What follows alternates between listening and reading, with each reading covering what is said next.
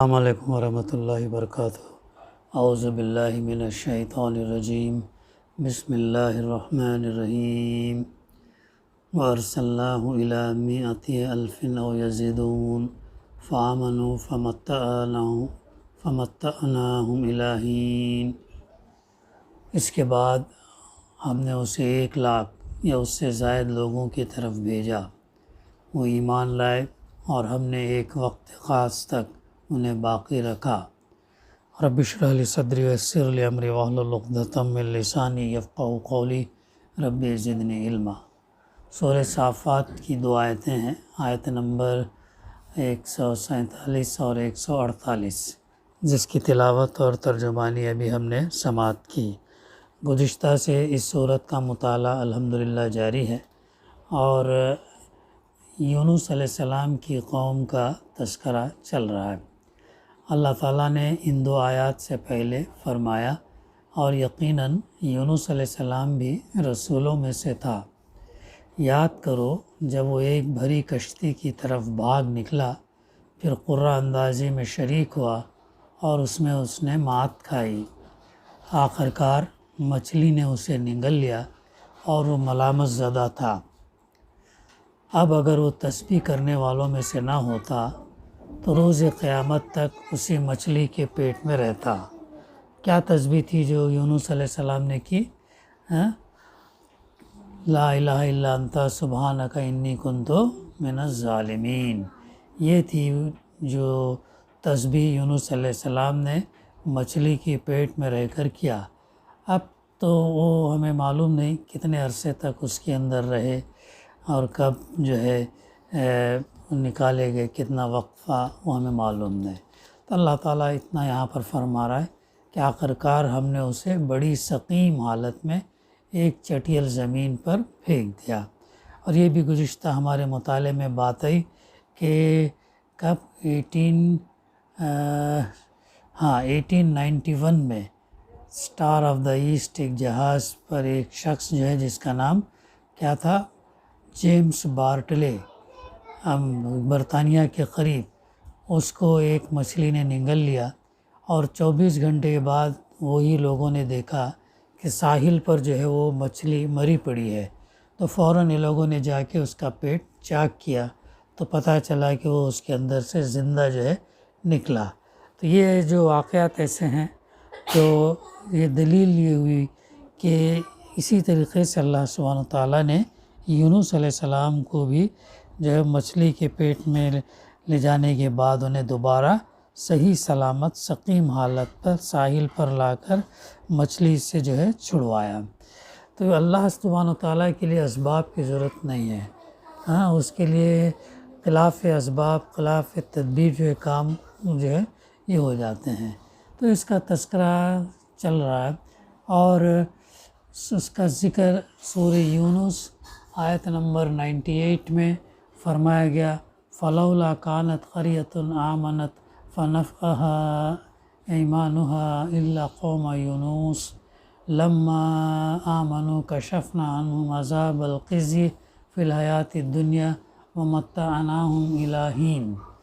پھر کیا ایسی کوئی مثال ہے کہ ایک بستی عذاب دے کر ایمان لائی ہو اور اس کا ایمان اس کے لیے نفع بخش ثابت ہوا ہو؟ یونس علیہ السلام کی قوم کے سوا اس کی کوئی نظیر جو ہے نہیں ملتی۔ وہ قوم جب ایمان لے آئی تھی تو البتہ ہم نے اس پر سے دنیا کی زندگی میں رسوائی کا عذاب ٹال دیا تھا اور اس کو ایک مدت تک زندگی سے بہرہ مند ہونے کا موقع دیا تھا۔ یونس علیہ السلام کا نام بائبل میں یونا اور جن کا زمانہ جو ہے 860 سے 784 قبل مسیح کے درمیان بتایا جاتا ہے، یعنی عیسیٰ علیہ السلام سے اتنے سال پہلے وہ آئے تھے۔ یہ بنی اسرائیل میں سے تھے، مگر ان کو آشور یعنی آسیرینز والوں کی ہدایت کے لیے عراق بھیجا گیا تھا، اور اسی بنا پر آشوریوں کو یہاں قوم یونس کہا گیا ہے۔ اس قوم کا مرکز اس زمانے میں نینوا کا مشہور شہر تھا۔ نینوا یہ عراق کے اندر تھا، نینوا کا مشہور شہر تھا، جس کے وسیع کھنڈرات جو ہے آج تک دریائے دجلات کے مشرقی کنارے پر موجودہ شہر موصل کے عین مقابل ہے۔ آج بھی سنتے ہیں نا ہم نام موصل عراق کے اندر، تو اس کے اپوزٹ میں جو ہے یہ شہر پایا جاتا ہے۔ جب کہیں ہم وزٹ کرتے ہیں آثار قدیمہ، اس سے جو ہے ہم کو عبرت، نصیحت، سبق جو ہے، یعنی اس سے پہلے طاقتور قوموں کو اللہ سبحانہ وتعالیٰ نے مقامات پر بھیجا تھا، اور اسی علاقے میں یونس نبی کے نام سے ایک مقام بھی موجود ہے عراق کے اندر، یونس نبی کے نام سے، یعنی کہ ایک پلیس بھی، اس شہر بھی، ایک گاؤں بھی جو ہے ابھی بھی بسا ہوا ہے۔ اس قوم کے عروج کا اندازہ اس سے ہو سکتا ہے کہ اس کا دارالسلطنت، کیپٹل سٹی کیا تھا؟ نینوا تھا، نینوا۔ یہ تقریباً یہ اتنا یعنی وسیع تھا کہ 60 میل کے دور میں پھیلا ہوا تھا۔ یعنی بمبئی کا اگر ہم نے دیکھیں، وی ٹی سے تقریباً یہاں تک کسارا، کلیان اگر پکڑے، کسارا پکڑے تو 100 کلومیٹر کے اوپر ہے۔ کرجت جو ہے وہ بھی تقریباً 70-80 کلومیٹر، یعنی تقریباً اتنا بڑا شہر تھا یہ نینوا۔ وہ شہر میں اللہ تعالیٰ نے ان کو بھیجا تھا۔ قرآن مجید میں یونس علیہ السلام کے قصے کی 3 جگہ اس کے اشارات کیے گئے ہیں، کوئی تفصیل نہیں دی گئی۔ ایک تو یہاں پر سورہ انبیاء کے اندر، پھر سورہ صافات کے اندر، سورہ قلم کے اندر، اور سورہ یونس کے اندر، اس کے انبیاء کے اندر بھی۔ تو اس لیے یقین کے ساتھ نہیں کہا جا سکتا یہ قوم کن خاص وجوہ کی بنا پر اللہ کے اس قانون سے مستثنیٰ کی گئی کہ عذاب کا فیصلہ ہو جانے کے بعد کسی کا ایمان اس کے لیے نافع نہیں ہوتا۔ لیکن بائبل میں یونا کے نام سے جو مختصر سا صحیفہ ہے، اس میں کچھ تفصیل تو ملتی ہے، مگر وہ چند قابل اعتماد نہیں ہے، کیونکہ اول تو نہ وہ آسمانی صحیفے ہے، نہ خود یونس علیہ السلام کا اپنا لکھا ہوا ہے، بلکہ ان کے 400-500 سال بعد کسی نامعلوم شخص نے اسے تاریخ یونس کے طور پر لکھ کر مجموعہ کتب مقدسہ میں شامل کر دیا۔ ایسے واقعات جو ہوتے گئے ہیں پہلے، انبیاء رہے جب تو قدر نہیں کیے، ان کے جانے کے بعد ان کی قدر کرے، ان پر ایمان لائے، اور یہ جو قصے لکھے وہ لوگ۔ تو یہ تاہم قرآن کے اشارات اور صحیفہ یونس کی تفصیلات پر غور کرنے سے وہی بات صحیح معلوم ہوتی جو مفسرین قرآن نے بیان کیے کہ حضرت یونس علیہ السلام چونکہ عذاب کی اطلاع دینے کے بعد اللہ تعالیٰ کی اجازت کے بغیر اپنا مستقر یعنی اپنا مقام چھوڑ کر چلے گئے تھے، اس لیے جب آثار عذاب دیکھ کر آسیرینس نے، ان کی قوم نے توبہ اور استغفار کی تو اللہ تعالیٰ نے انہیں معاف کر دیا۔ یہ واحد قوم ہے جس کو اللہ سبحانہ وتعالیٰ نے ان کی توبہ حیات میں ہی توبہ قبول کر کر ان پر عذاب نہیں لایا، اور ان کو عذاب سے اللہ تعالیٰ نے بچا لیا۔ قرآن مجید میں خدائی دستور کے جو اصول اور کلیات بیان کیے گئے، ان میں ایک مستقل دفعہ یہ بھی ہے کہ اللہ تعالیٰ کسی قوم کو اس وقت تک عذاب نہیں دیتا جب تک اس پر اپنی حجت پوری نہیں کر لیتا۔ جب نبی اس قوم کی مہلت کے آخری لمحے تک نصیحت کا سلسلہ جاری نہ رکھا اور اللہ کے مقررہ کردہ وقت سے پہلے بطور خود ہی وہ ہجرت کر گیا تو اللہ تعالیٰ کے انصاف نے اس کی قوم کو عذاب دینا گوارا نہ کیا، کیونکہ اس پر اتمام حجت کی قانونی شرائط پوری نہیں ہوئی تھی۔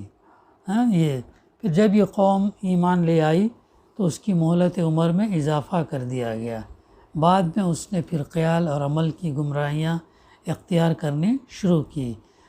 تو 720 سے 698 قبل مسیح نے اسے ناہوم نامی نبی نے ان کو متنبہ کیا، مگر پھر یعنی اب یہ دیکھیں عذاب سے یہ لوگ بچ گئے، بچنے کے چند سال بعد دوبارہ پھر جو ہے شرک اور اللہ کی نافرمانی کرنے لگے، تو پھر اللہ نے پھر ایک نبی بھیجا، اس نے بھی ان کو وارننگ دی مگر ان پر کوئی اثر نہیں ہوا۔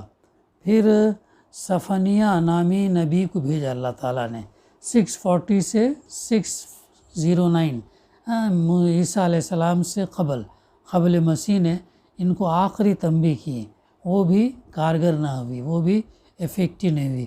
آخرکار اللہ تعالیٰ نے 612 سال قبل مسیح، بیفور کرائسٹ، جو ہم کہتے ہیں نا بی سی اور اے ڈی آفٹر ڈیتھ ہے، بی سی بیفور کرائسٹ ہے، تو 612 قبل مسیح کے لگ بھگ زمانے میں اللہ تعالیٰ نے میڈیا والوں کو ان پر مسلط کیا۔ یہ قوم تھی اور اس کا بادشاہ بابل والوں کی مدد سے آسیرینز کے علاقے پر چڑھ آیا، حملہ کیا، تو آشوری فوج شکست کھا کر نینوا میں محصور ہو گئی، اپنے آپ کو بند کر لی۔ کچھ مدت تک اس نے سخت مقابلہ کیا، پھر دجلہ کی طغیانی، وہ دجلہ کے طغیانی کی ندی کے قریب بسا ہوا شہر طغیانی کی نے فصیل شہر توڑ دی اور حملہ ور جو اندر گھس گئے، تو اس طریقے سے جو ہے پورا شہر وہ لوگوں نے جلا کر خاک سیاہ کر دیا گیا، پورے شہر کو یعنی جلا کر خاک کر دیا گیا۔ گرد و پیش کے علاقے کا بھی یہی حشر ہوا، یہی حشر جو ہے اس کا ہوا۔ تو آشور یعنی آسیرینز کا بادشاہ خود اپنے محل میں آگ لگا کر جل مرا، اور اس کے ساتھ ہی آشوری سلطنت اور تہذیب بھی ہمیشہ کے لیے ختم ہو گئی۔ ہم پڑھتے ہیں نا ہسٹری، آسیرینز کر کے آتا ہے، بیبیلون وغیرہ، بابل جسے کہتے ہیں، تو کیسے کیسے واقعات ہوئے ہیں، کیسے کیسے حملے ہوئے ہیں، کیسے کیسے لوگ محصور ہوئے اور بادشاہوں نے کیسے مخالفت کی۔ ایک وقت میں طاقتور تھے لیکن اللہ تعالیٰ نے ان کو ان کی طاقت کو، ان کی ظلم میں اور ان کی نافرمانی میں اللہ تعالیٰ نے ان کو ہٹا کر دوسرے کو مسلط کر دیا۔ اس طریقے سے تاریخ کے اندر ہم کو متعدد واقعات ملتے ہیں۔ زمانۂ حال میں آثار قدیمہ کی جو کھدائیاں اس علاقے میں ہوئی ہیں ان میں آتش زدگی کے نشانات کثرت سے جو ہے پائے جاتے ہیں۔ تو یہ ہے ان کا جو قوم یونس علیہ السلام کا جو ہے تذکرہ، جو 3 مقامات پر بلکہ 4 مقامات پر قرآن مجید میں جو ہے ان کا تذکرہ ملتا ہے۔ اسی طریقے سے سورہ انبیاء میں بھی اللہ تعالیٰ ان کا تذکرہ کرتا، وَظَنُّونِ إِذْ ذَهَبَ مُغَاضِبًا فَظَنَّ أَن لَّن نَّقْدِرَ عَلَيْهِ فَنَادَىٰ فِي الظُّلُمَاتِ أَن لَّا إِلَٰهَ إِلَّا أَنتَ سُبْحَانَكَ إِنِّي كُنتُ مِنَ الظَّالِمِينَ فَاسْتَجَبْنَا لَهُ وَنَجَّيْنَاهُ مِنَ الْغَمِّ وَكَذَٰلِكَ نُنجِي الْمُؤْمِنِينَ۔ اور مچھلی والے کو بھی ہم نے نوازا، سورہ انبیاء میں آیت نمبر 87 سے جو ہے 88 تک تذکرہ ہے۔ مچھلی والے کو بھی ہم نے نوازا، یاد کرو جب کہ وہ بگڑ کر چلا گیا تھا، یعنی بگڑ کر یعنی وہ اپنی قوم سے ناراض ہو کر چلے گئے قبل اس کے کہ اللہ کی طرف سے ہجرت کا حکم آتا اور ان کے لیے اپنی ڈیوٹی چھوڑنا جائز ہوتا۔ اسی لیے ہم دیکھتے ہیں اللہ کے رسول صلی اللہ علیہ وسلم نے بھی ہجرت کرنے سے پہلے جو ہے مکے میں ہی تھے، اور جب تک اللہ کا حکم نہیں آیا تب تک جو ہے وہ ہجرت نہیں کیے اور انتظار کرتے رہے۔ جیسے ہی حکم آیا تو ابوبکر صدیق رضی اللہ کے ہاں پیغام بھیجے اور پھر وہ گھوڑے لے کر آئے، پھر وہ سارا واقعہ ہم جو ہے جانتے ہیں۔ تو نبی بغیر حکم کے جو ہے اپنا مقام چھوڑتا نہیں جب تک اللہ کا حکم اجازت نہ آ جائے۔ قوم کو مسلسل کوشش کرتے رہتا کہ وہ راہ راست پر آ جائے۔ تو اسی طریقے سے ہم دیکھتے ہیں نا کہ یوسف علیہ السلام، موسیٰ علیہ السلام، ادریس علیہ السلام اور یہاں پر یونس علیہ السلام، تو یہ ان کے واقعات جو ہم کو بتاتے ہیں کہ یہ لوگوں نے چھوڑے نہیں، سوائے یونس علیہ السلام حکم ملنے سے پہلے وہ اپنی قوم کو جو ہے وہ چھوڑ کر چلے گئے تھے۔ تو یہ اصل میں یہ تھا کہ انہوں نے سوچا کہ اس قوم پر تو عذاب آنے والا ہے، اب مجھے کہیں چل کر پناہ لینی چاہیے تاکہ خود بھی عذاب میں نہ گھر جائے۔ یہ بات بجائے خود تو تو قابل گرفت نہ تھی، مگر پیغمبر کا اذن الہی، اللہ کی اجازت کے بغیر ڈیوٹی سے ہٹ جانا قابل گرفت تھا۔ آخر کار اس نے تاریکی میں پھر وہ واقعہ جو سورہ صافات کے اندر ہم نے مطالعہ کیا، کس طریقے سے وہ وہاں سے نکلے اور وہ کشتی میں سوار ہوئے، کشتی میں وزن زیادہ ہوا، قرہ نکالا گیا، قرے میں ان کا نام آیا، تو پھر کشتی والوں نے پھر ان کو پانی میں پھینک دیا، اور جیسے پانی میں ڈال دیا ویسے ہی مچھلی نے ان کو نگل لیا۔ کچھ مدت تک اللہ تعالیٰ نے ان کو رکھا، اور اس کے بعد میں جو ہے پھر وہ ایک ساحل پر لے جا کر ان کو چھوڑ دیا گیا، ثقیل حالت میں ان کو چھوڑ دیا گیا۔ تو یہ قرآن ہم کو مستند واقعہ بتاتا ہے۔ اور پھر جب وہ مچھلی کے پیٹ میں رہے اور اللہ تعالیٰ کے یہاں دعا کی، لا الہ الا انت سبحانک انی کنت من الظالمین، بڑی زبردست جامع دعا ہے، تو اللہ تعالیٰ نے پھر ان کو مچھلی کے اس پیٹ میں سے نکال کر پھر جو ہے، اور وہ پھر اپنی قوم کی طرف جاتے ہیں، اور جا کر جو ہے پھر وہ قوم ایمان لے آتی۔ پھر ان کو جو ہے دراصل وہ لوگ مشرک لوگ تھے، حضرت یونس نے ان کو اللہ وحدہ لا شریک پر ایمان لانے اور بتوں کی پرستش چھوڑ دینے کی دعوت دی۔ پھر جو ہے وہ واقعہ جو ابھی ہمارے سامنے آیا کہ جب وہ گزر گئے تو اور قوم جو ہے پھر بعد میں بگڑ گئی، اور نبی اللہ تعالیٰ نے بھیجے، لیکن وہ بھی جب ان کا انکار کیا تو اللہ تعالیٰ نے پھر ان کو عذاب میں مبتلا کر دیا۔ تو یہ ہے، ہم اور یہ دیکھتے ہیں کہ اس آیت میں اس آیت پر یہ مولانا فَآمَنُوا فَمَتَّعْنَاهُمْ إِلَىٰ حِینٍ، وہ ایمان لائے اور ہم نے ایک وقت خاص تک انہیں باقی رکھا۔ اس آیت پر مولانا اشرف علی صاحب تھانوی کا حاشیہ یہ ہے کہ وہ اپنی قوم پر جب کہ وہ ایمان نہ لائی خفا ہو کر چل دیے، اور قوم پر سے عذاب ٹل جانے کے بعد بھی خود واپس نہ آئے اور اس سفر کے لیے ہمارے حکم کا انتظار نہ کیا۔ یہ پھر اسی آیت میں مولانا شبیر احمد عثمانی فرماتے ہیں، قوم کی حرکات سے خفا آ کر غصے میں بھرے ہوئے شہر سے نکل گئے، حکم الہی کا انتظار نہ کیا، اور وعدہ کر گئے کہ 3 دن کے بعد تم پر عذاب آئے گا۔ انی کنت من الظالمین، اپنی خطا کا اعتراف کیا کہ بے شک میں نے جلدی کی کہ تیرے حکم کا انتظار کیے بدون بستی والوں کو چھوڑ کر نکل کھڑا ہو گیا۔ حضرت یونس علیہ السلام کا امام راضی لکھتے ہیں کہ یونس علیہ السلام کا قصور یہ تھا کہ اللہ تعالیٰ نے ان کی اس قوم کو جس نے جھٹلایا تھا ہلاک کرنے کا وعدہ فرمایا، یہ سمجھے کہ یہ عذاب لا محالہ نازل ہونے والا ہے، اس لیے انہوں نے صبر نہ کیا اور قوم کو دعوت دینے کا کام چھوڑ کر نکل گئے، حالانکہ ان پر واجب تھا کہ دعوت کا کام برابر جاری رکھتے، کیونکہ اس امر کا امکان باقی تھا کہ اللہ ان لوگوں کو ہلاک نہ کرے۔